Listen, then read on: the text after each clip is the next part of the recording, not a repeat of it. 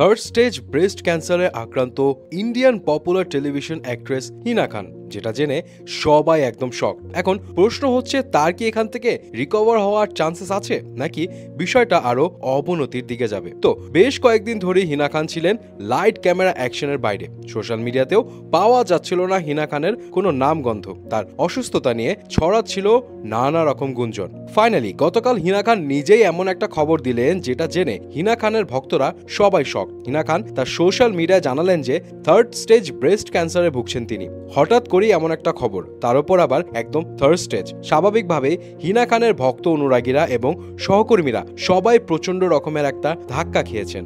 হিনা খানের পোস্টে অনেকে কমেন্ট করেছেন এই সময় যেন তিনি অনেক শক্ত থাকেন। অনেকে বলেছেন সৃষ্টিকর্তা চাইলে সবকিছু ঠিক হয়ে যাবে এবং হিনার ভক্তরা সবাই তার সাথে আছে। এখন ব্যাপার হলো, ইন্ডিয়ায় ক্যান্সারে আক্রান্ত নারীদের মধ্যে প্রায় 30% ব্রেস্ট ক্যান্সার আক্রান্ত, এবং কথা হলো যে হিনা খানের ক্যান্সার এখন থার্ড স্টেজে আছে।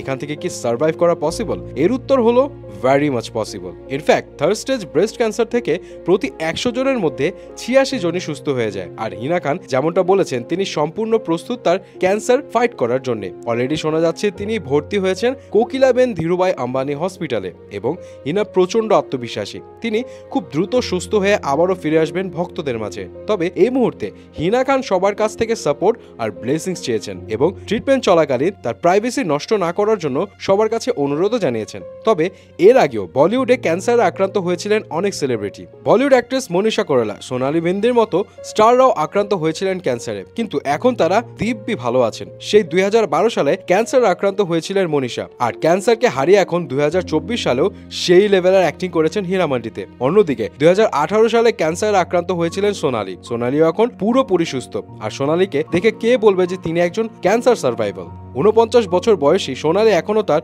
গ্ল্যামার ধরে রেখেছেন। যাই হোক, এখন অনেকেই আশা রাখছেন হিনা খানও যাতে খুব শীঘ্রই সুস্থ হয়ে ওঠেন।